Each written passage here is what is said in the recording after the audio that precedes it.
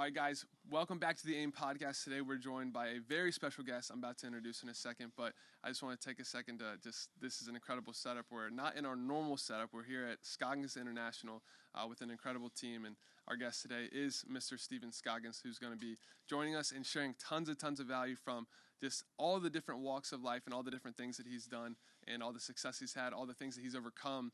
And I'm so excited to have you on the show today. Steven, thank you for coming on the AIM podcast. Brother, man, we're going to have a blast, dude. Dude, this is a special day, man. First off, I just want to honor you, man, and thank you so much for who you are and the person that you are. And, we're doing this in your podcast studio, so just want to give you a today it's ours. It's ours. Well, yeah, I have zero problem sharing. I wasn't an only child, thank God. Thank you, man. I appreciate that. That means a lot to me. And, you were someone that I've been really fortunate to get to know in the last couple months more intentionally, but I've loved following along your journey and just seeing all the incredible things you've been able to accomplish and overcome and the way you've been able to use it to serve and help a lot of people.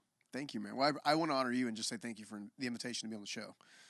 As someone who obviously hosts the show myself, those decisions to bring people on are never, at least in our world, is never easy. We're always very selective because we're very protective over our audiences and we make sure our audience get fed. So thank you for having me. Well, I know I can speak on behalf of our audience that we're going to be well served today, and there's going to be a lot of value given to the people listening. We love bringing on people that showcase ambition, that have had real stuff happen in their life. I think a lot of people think life is supposed to be easy, and that's just not the case. Sorry, life is hard no matter how successful or unmotivated you are. But it's you get to choose your heart, and you get to choose the kind of life you want to live. And so I'm excited because I know you've lived a really cool life. It hasn't been perfect, and it hasn't been all success. But I'm excited to touch on both sides of the story of some of the harder times and obviously some of the things that you've been able to break through and accomplish, and now you're in a great position where you're able to serve a lot of people. I'm open book, brother. Let's have a good time so we can't serve this audience. Well, before we dive into your backstory, I want to talk about something I guess pretty relevant to you. You've been in and out of different time zones. You've been taking trips back across the country, man. Yeah. Talk to us a little bit about your current setup and what's going on. 2023 has been wild for me. So we're filming this at the very end of 2023, and I started off 2023 with a completely different life, a good life, not a bad life. I mean, I've been very blessed, and but for some reason this year, God decided to completely uproot me, and is going to replant me somewhere else, which was kind of odd. It started with a pretty significant life transition that I really can't talk about just yet. But in that life transition specifically, this is a principle that I use for mental health and mental wellness and spiritual health and spiritual wellness. Anytime there's a significant event in my life, I learned about 15 years ago, at another time when I was going through a significant event, to do a sabbatical. So a sabbatical for me is 2 weeks in some random destination and no agenda. Wow. Okay, so you land. You don't have water parks you're going to or football games you're going to or anything specific. And for me, this last time, a good friend of mine, Randy Garn, ironically, I was going to go to Scotland for my sabbatical, and just before I hit the buy now or click here button or whatever to basically I was going to buy a bundle, almost like a tourism package, because you can say, mainly because it gives you your automobile that you need, it gives you where you're going to stay at, and then it gives you, you're just kind of touring around Scotland. And my first one that I ever did was in Ireland. So I was like, oh, this is going to be exciting, right? Well, it just so happened a year or so ago, I went to go to Utah to spend some time doing some media appearances and whatnot. I got to know Randy at a deeper level, and then we built a friendship. And so I've been to Utah 2 or 3 times in the last couple of years during different seasons. And one of the cool things about Utah, not only is it beautiful, but there's something to do in every single season, including snow, right? There's plenty of snow skiing and snowboarding, stuff I haven't done yet, but I'm interested in learning how to do. You never skied Not or yet. snowboard? Wow. Not yet. No, that's next on the agenda. That's a treat. Let's go. But when I went out there, I take this back. I was about to hit the button. Randy texts me, and this is something that Chas mentioned to me recently is actually going through the open door. I know she's a big believer in if God opens a door, you don't walk through it, you run through it. Wow. Kind of scenario. So that's something I actually learned from her just recently. And when we were going through when I was going through that piece, I was going to be click the button. Randy texted me, he said, "Hey man, what you doing? What's going on?" Of course, he knew a little about my backstory and whatnot because I talked to him all the time, and I consider him my new Steve Myrick, so to speak, right? And and talking to him, he's like, "Well, maybe why don't you just come to Utah?"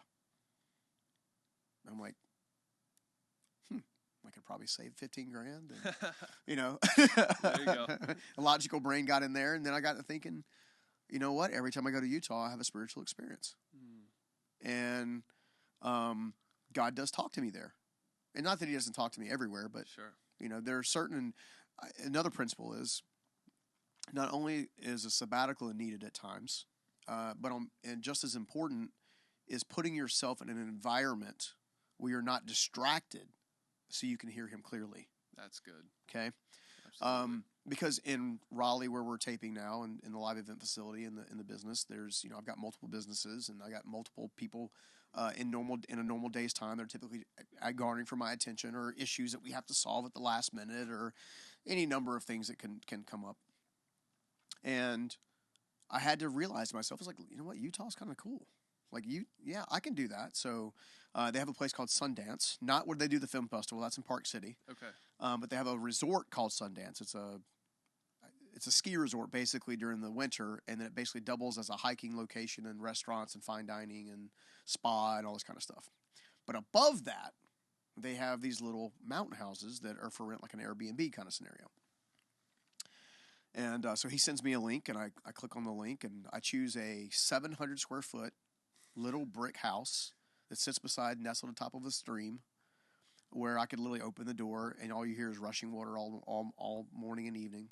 The time of year that I did it was kind of like leading out into late spring, early summer. So the temperature was almost ideal and perfect. I went to there, and I just kind of really fell in love, and I got to talking and praying and meditating, and no agenda. And then within about a week of being there, I started hearing God speak to me about different things. And normally, and this is just for everybody's benefit, if you don't feel like you're hearing from God in a while, maybe you should go someplace and be in an environment where you're forced to listen, right? And when you're forced to listen and you have no agenda, it'll take a few days, and all of a sudden you will start to hear Him. You will start to hear Him. And for me, it wasn't, hey, I want you to relocate. It was like, I just want you to enjoy what I made. Like I want, so there's a trail that's like a 1 mile hike up to this massive waterfall that still had snow in the basin of it, which is kind of nuts because the time of year it was, and I don't know, it was a beautiful experience. I remember texting my team pictures from the local gym, like out the window. I was like, look, this is my scenery while I'm working out, That's amazing. Kind of thing. And I planned a couple podcast appearances that we had that came on that we ended up having here live this year. Randy. It just so happens the Sound of Freedom movie was just coming out, and he's really close to Angel Studios, so we got invited to a private screening of Angel Studios, and that led to brainstorming with other very, very successful people about a way to start to put more light in the world. And I started thinking to myself, while I grew up in Raleigh, North Carolina, I love this place, like it still feels like home. I started realizing maybe I'm not planted where I need to be planted, right? Because different seasons of life will take you to different destinations of your future. That's right. Right? So in the grand scheme of things, when we start walking through this entire journey, about a week and a half in, I just went to Randy and I said, Randy, what would it look like if I moved here? His eyes got like super big. He's like, you would do that? No way. He's like, really?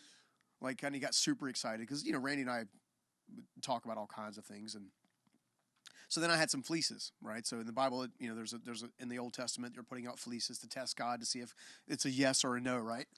Yep. Because I wasn't getting a yes or no. I was getting pay attention. Yeah. Like, just like it.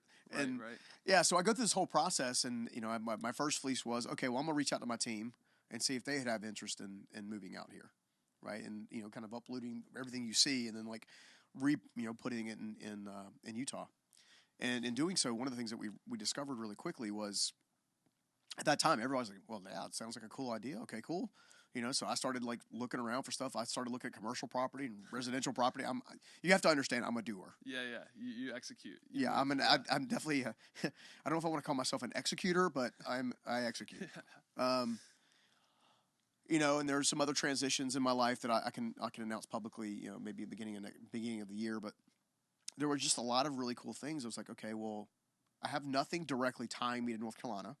I mean, my father and mother and all my kids, and they're here. You can come back. Yeah, basically, they make airplanes. I just and then I just started processing through it, right? And then I went to my kids, and they're like, "Well, you deserve to be happy. You've done so much for us. Yeah, go for it." I went to my mom. She's like, "You know what, son? You've done so much for other people. Da da da da. If you feel like you're going to be happy there, go for it."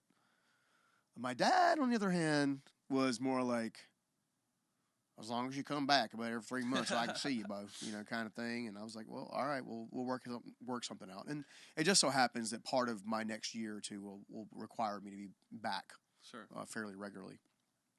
Anyway, long story short was I go out there and I have the sabbatical. And in that sabbatical, I made a conscious decision that I was going to, at some point in time in the near future, relocate myself to Utah. And so I closed on a house just before Thanksgiving in Utah. Congrats, that's awesome. Thank you. Moved most of my stuff because it's not cheap to move stuff. Yeah, that's also a fun process too, right? Yeah. And I'll split my time between here and Utah, which negates the 2 different time zones. Yeah. But over the last few months, I've had to go back and forth and back and forth and back and forth. But the moral of the story is, to me, is this: sometimes God is going to ask you to get up out of your comfort zone. Wow. And he didn't tell Abraham it was going to become Israel. He said, I'm going to make your nation as great as the stars. Like, he didn't tell him he was going to have to go through the stuff with Sarah and, and all the Ishmael and Isaacs and, and all that kind of stuff. And that we don't, tended to get in our own way. But when he gives you a promise, he's going to deliver on that promise. The crazy part is trusting him enough to walk out the promise. And that's what I find that a lot of people miss out on. We all get impatient, and I am not a patient person. Let me just be honest with you. I am very much like, it needs to be done. We're doing it today, right? Absolutely. Or if you tell me when it can be done, you say it can be done at Friday at 8 a.m. I'm like, okay, Friday 8:01, is it finished? Kind of personality type. So, but the moral of the story is if God asks you to jump, you don't even need to ask how high. You just need to start jumping. Wow. That's so good. And so my life has been an uphill journey, uphill fight. I'm a big, you've seen me speak before. You're an incredible speaker. Oh, thank you. I appreciate that. I embody, like many people, the warrior. Where's your helmet, by the way? My helmet's in my office. Oh man, we should have brought it up for this. They'll have to go watch the footage from FounderCon, but no, I believe that there's a heart of a warrior in every side of every single human, and I know for me it had to be awakened, and so my job in life now as a speaker is to awaken that warrior, because that warrior is going to give them the courage and the tools to fight through the stuff they're going to have to fight through to deliver their future on a silver platter. Wow. All of which God promised you. And God is less concerned about your destination. He's more concerned about your transformation. Wow. That's okay? Good. And how do you get the transformation? With the first step when he says jump. You know what I'm saying? So I've been far enough along where I'm sure it didn't make sense to my team. And maybe it shouldn't make sense to my family. It doesn't. Some cases it doesn't make sense to me now. Like I'm trying to figure out, okay, well, how do I move and I don't mean this in a braggadocious way at all. How do I move a multi-million-dollar facility to Utah to serve more people? Sure. Because I don't know what it is about Utah, but people love Utah. They want to go to Utah, right? So if I want our live events business to explode, I have to have the people that want to attend the live events for the thought leaders that we represent. And even our own events. And until Raleigh becomes sexier, sorry Raleigh, I love you. We've got to figure that out. So all of that to say that enjoy the transformation while you're in pursuit of your destination. Dang, that's so good, man. I'm really glad you touched on that. I appreciate you just being super vulnerable and sharing kind of the current state of everything going on in your life. Because I truly believe there's someone listening to this right now that maybe is about to make a change or feels like they're on the brink of a change or a transition, and they probably needed that encouragement. So the way you laid that out was amazing. Always, man. I want to talk to you. Obviously, you're sitting here in this chair. We're looking at each other in this conversation, and you have had tremendous success in business, and that is not an accident. That didn't happen overnight. Obviously, it was a long journey. A lot of you say you're not patient, but I'm sure there required some level. I'm only patient when it's forced. There you go. Some level of patience to get to the point you're at, man. Yeah. I want to know, like, what is one of the biggest lessons you've learned in your journey over the course of time that has helped you go from where you started. And I know you're not done. Just the nature of who you are. You're a guy that continues to go. But to get to the point that you are now, what is one of the biggest lessons that you could share with us that has helped you attain this much success and overcome maybe some of the adversity or struggle you did, early on in life? So my team would tell you I talk in fortune cookie from time to time. You've probably already gotten some of that today, and it all happens in the moment. But in doing so, I would tell you that you have to go inside before you can build on the outside. Mm. And most people aren't living their best life, one, because they're living someone else's life, and two, they are not being authentic and congruent because they've never went inside to see what God put in them in the first place. Wow. Okay? So I'm a big believer in a notepad and a pen. In fact, during the event that we met each other at, one of the things that I did with some of the business owners at a round table is we had rotating round tables, post-event, and I asked the same 4 questions to every single person that sat down before I ever offered any advice. I call them the questions of discernment, okay? Questions that breed discernment are questions that are open-ended enough that allows your brain to fill in the blanks, but not closed loop enough where they're so direct where you're going to get absolute clarity when you never ask the question again. Okay? The questions are as follows. What is missing? What is confusing? What is right? And what is wrong? Okay? The cool thing about all things business, all things life, all things relationship, that when you don't know what to do, I'm a big believer that you go inside. He will speak to you while you're inside on those 4 questions. Okay? When you look throughout Scripture, I actually learned these questions from a guy by the name of Tom Patterson and another guy named Chris Licurdo. Okay? Chris Licurdo was a life coach of mine for a number of years. He's a phenomenal guy, and can't say enough good things about him. Tom Patterson was the guy that wrote the book that taught Chris part of the system that Chris then modified and uses for himself, for his clients now. And these questions are in there. Okay? These questions are very specific. So when you ask what's missing, then you can arrange what's missing with what I refer to as the 8 pillars of life. So spiritual, emotional, physical, financial, developmental, professional, relational. Like you go through these different 8 pillars. And for those so I don't forget to rattle all of them off, you can go to 8 pillars. You can just search 8 pillars of life. It'll take you to my website. There's a whole blog there for it. Okay? But you ask those 4 questions of those 8 pillars. By the time you're done with that exercise, you're going to have so much clarity, it's not even funny. Wow. Okay?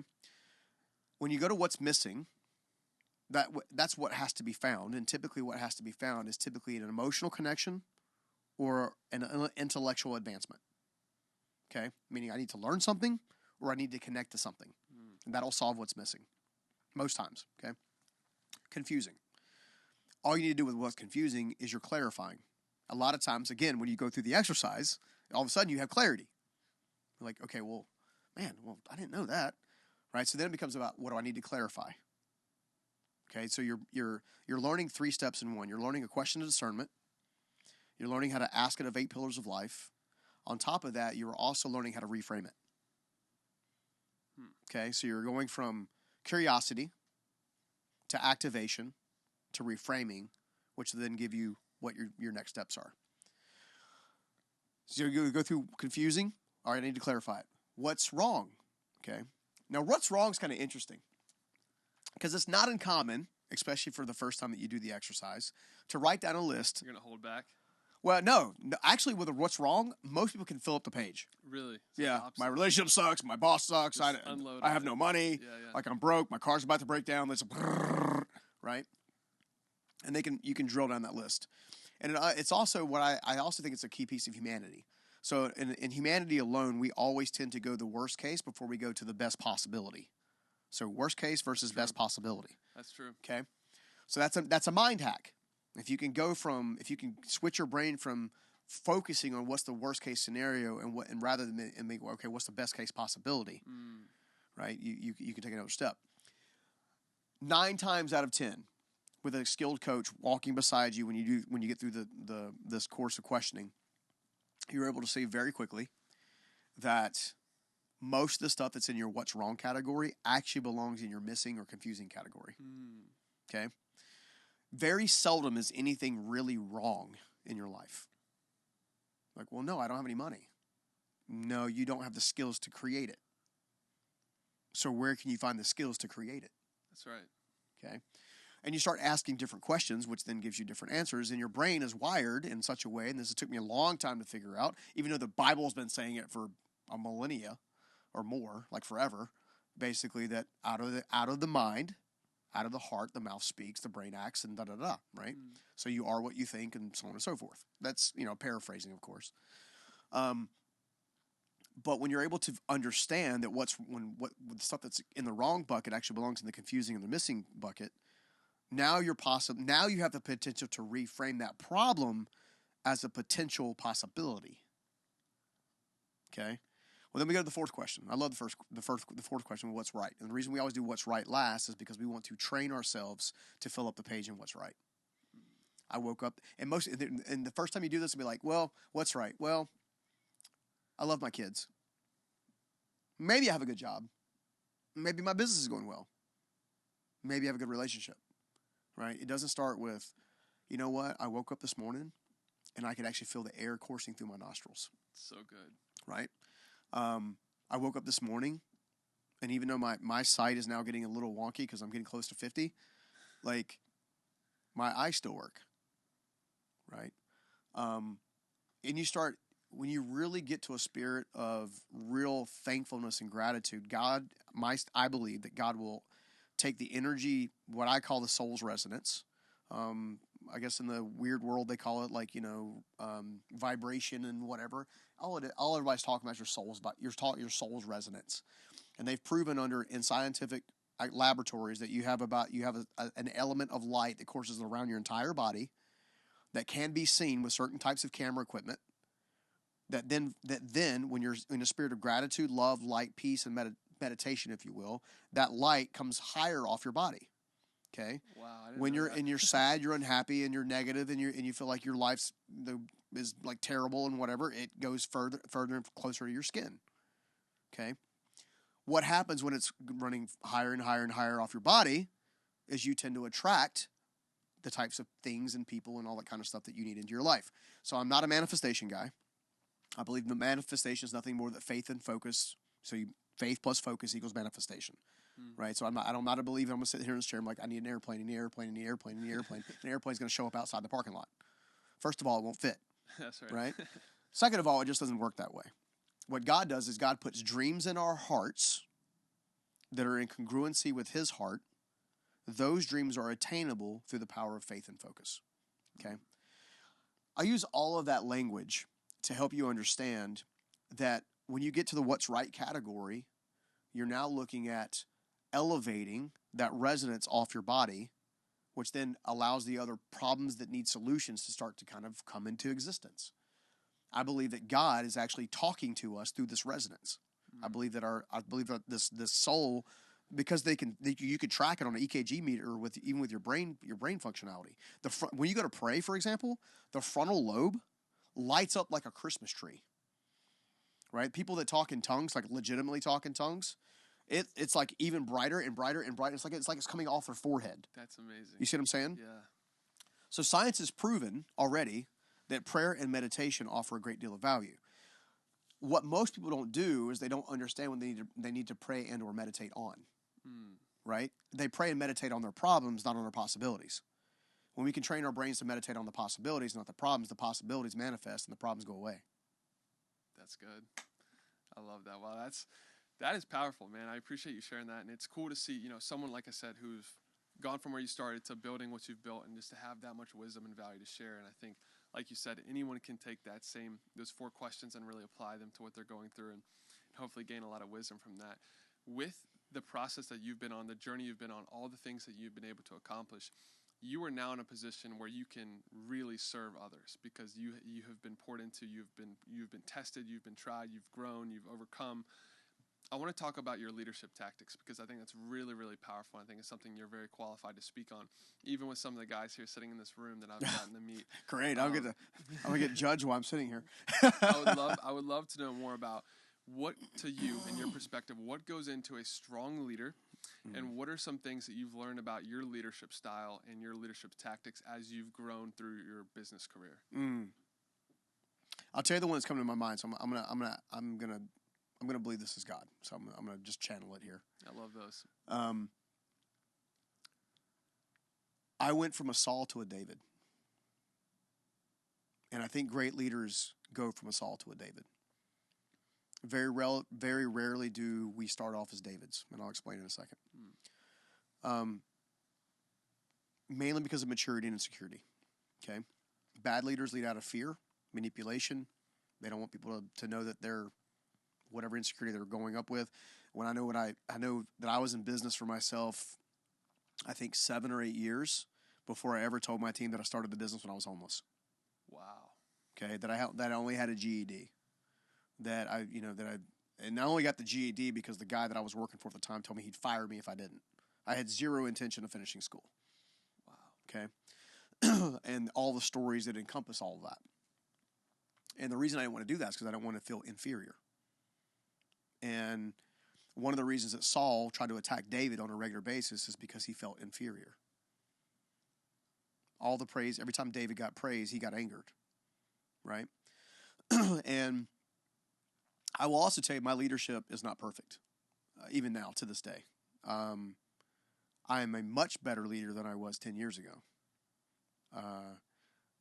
mainly because I chose to care about other people. So I'll give you this. This will make more sense too. When I was on a really good podcast, and I was talking to a pastor, and he's got a really big audience of women who are trying to find their godly man. Okay, R.C. Blake's awesome dude. And while we were talking, I had this epiphany, and we somehow stumbled our way into Saul and David. Kind of along the same lines, but not in the same context. And I had this interesting epiphany that David did not become a king in a palace. David became a king in a cave. That's right. Okay? Saul became a king by being not even truly the Bible says he was anointed, that God anointed, but it also says that he was anointed king because basically the people wouldn't shut up. God's like, I don't want to give you a king like what you're accustomed to. I want to give you something better than that. That's right. But because you're impatient, here's some tall guy. You're going to like parts of him. He's going to be a little bit of a handful from time to time. Whatever. And eventually you're going to see that my way's still better than your way. But hey, free choice. Here you go. Right. David had numerous times numerous times. We know of one time specifically that David literally had the moment to kill Saul in a cave. And as a man of integrity, he said, I will not kill or I will not harm, depending on the translation used, God's anointed. He respected God's sovereignty over that kingship, even though he already knew that God had promised him kingship. A lot of us are promised kingship, but we don't understand that we have to become the king in the cave to qualify for the kingship. Wow. Okay? That's true. So you look at Saul.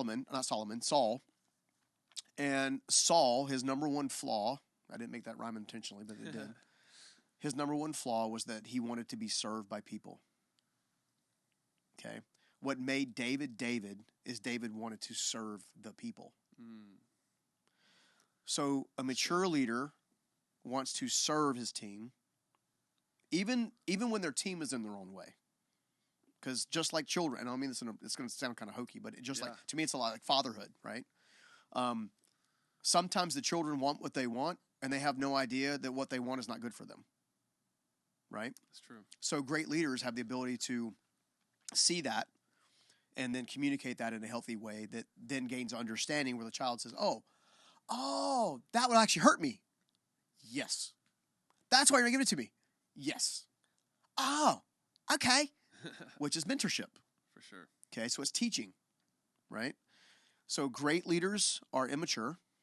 I'm sorry, great leaders are mature, not great leaders are immature. And leaders in general go through a transition process of becoming one or the other or get lost in the middle. So all of that to say that if you want to be a great leader, the secret sauce is nothing more than actually wanting to serve your team and wanting to see your team reach excellence. Like, I want my team to be successful. I'm constantly throwing different ideas about, well, maybe your role can morph into this, and maybe your role can morph into that, and maybe your role can morph into that. And I'm sure sometimes they're like, I don't know if I want that. Or, I don't know, that sounds like a lot of work. Or, oh, that kind of sounds cool. Or, well, how am I going to get there? I'm here now. Like, how am I going to get there? Yeah. I'm like, time. There right? you go. So I think the greatest leaders, more than anything else, they focus on their team. They focus on maturing themselves. And more than anything else, they have a foundation of God that they're standing on. I love that. That's really powerful, and it's really helpful. You know, one thing that I think of when I think of good leadership is trust. And I think what you said, you described how you create the trust. You know what I mean? By serving people, by loving them, by showing them that you really genuinely care. Like, obviously there's a vision, there's a goal that needs to be accomplished that you're setting out to do is with the team. But in order to get there, it's going to require everyone to do their part and to bring their unique value to the table. But to get them to be fully bought in. Bring their unique value. Yeah. But leave their fears at the door. Because even your team will lead themselves in fear. How do you? They'll fear the unknown, and then because they fear the unknown, they squander the possibility. So as a leader, how can you get people to leave fear? Because I think I'm really glad you brought that up because I think that's something that should be addressed. You know, it's a science I haven't figured out 100% yet. I've done it successfully a few times. I've done it unsuccessfully other times. I think at the core attribute is you have to be able to get to a place where you have enough rapport with that team member to understand that it really is fear. You have to have enough mentorship capacity to help them understand its fear, and then give them enough courage to face the fear. And all of that takes time, time, and it's always tricky. Like, I've had team members before where I'm talking to my team about moving across the country. They're like, "Dude, I just got here." Like, what the hell? Or I got another team member that's thinking about his kids. Well, where's my infrastructure? Like, we're talking about my kids, kind of thing. And there's a lot of different things that have to go into protecting against different fears before you can make major moves. I've just had enough experience thus far to know that God's going to work it out. That's right. I've just been through enough times where if he tells me to go or jump, like I talked about earlier, and I do it, good things happen. Like, it just it may not and it never looks like I think it's going to look like, whether it be fear or faith. It never looks like I think it's going to look like. That's awesome. But I think that's probably the secret sauce. That's good. I want to shift. Excuse me. I want to shift a little bit and talk about personal development. Okay. Because I think that's something that I would love to hear your perspective on as someone who has, had tremendous success. What are some things that you do intentionally in your routines and your habits to make sure that you're constantly improving personally, and how has that shown up in your life? You can take this, whether it's your fitness, your health, your mindset. Well, to me, it's all holistic, right? It's all holistic. Yeah, I'd love to hear your approach in personal development. I'm weird. As I've said before, my team would agree with you. A couple different things. So first of all, you have to understand that personal development is exactly that. It's personal. Okay? It's being honest with yourself to know what shortcomings you have that need to be worked on.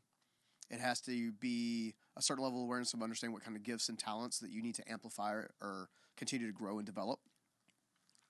But more importantly, it has to be consistent. Okay? I see a lot of folks in the personal development industry, in the audience criteria, that are, I hate the word, but there's a coined phrase for it called personal development junkies. They're all learning and no action. Okay? That's true. They're studying every guru under the sun. They're watching every podcast under the sun. It's all like, man, that's so good. Like, it'll tweet it or, man, I just heard this on Instagram. Oh, it's just awesome, right? But then they don't do anything with it. They don't apply it, right? I was working with one of my kids recently, okay, who's had all kinds of financial questions, right? And again, God. How old are your kids? So I have, my family's growing right now, but I have a 26-year-old daughter, 22-year-old son, and a 21-year-old son, and there's a good chance that my family's will continue growing. But as of right now, that's my dynamic of my awesome. kids. But one of them is going through a financial learning curve. Okay, and I've coached them, I've counseled them, I've done strategy sessions with them till I'm blue in the face. So much so that I finally sat down with them recently. It's like, this is the last time I'm doing this. And I want you to put this in perspective. And God owns my finances. Okay, so God has blessed me abundantly at this stage in the game. It's also within his power to take it away from a dork. That's right. Right? And I respect that. At the same time, in a non-egotistical way, because I don't want this to sound egotistical whatsoever, because again, it's all God's. When I sit down with somebody who's making $40,000 or $50,000 a year, which is great, like you have an income, you got something going on, and I'm giving you advice on what I would do if I was in your shoes in this time and space, knowing that you want basically what I have, and I waste that time or invest that time in that, and you don't do anything with it, it's going to make me frustrated. Because, no offense, Steve Myrick was a multimillionaire, and he poured into me when I was making $20,000 a year. And he taught me different principles to help me get myself out of debt, begin to put my cash flow away, teach me how to hustle a little bit, teach me how to grind, have some diligence and stuff like that, teach me to stay out of debt, not get involved in credit cards, not like you just, put compound interest to work for me, not against me. And I give you all these principles that create wealth, and you do the polar opposite. There you go. Wasted my time. And so, so I say all that to say that when it comes to personal development, you have to be serious about it. Otherwise, don't bother putting on the podcast. Don't bother reading the book. Sure. Don't bother going to the seminar. If you're not going to do anything with the information, all you're going to do is consume, and never become a productive member of society by producing through the outflow, then essentially you're going to hold yourself back continually. So for me, personal development is deeply personal. So that is to set the stage for the easy stuff. Absolutely. My routine normally is I wake up at 5:30-ish in a normal routine when I'm not going coast to coast. Depending on time zone. Yeah, right, depending on the time zone. Sometimes it's 3 a.m., depending on the time zone. But I wake up, I spend the first half hour of my day praying and meditating. I did it this morning.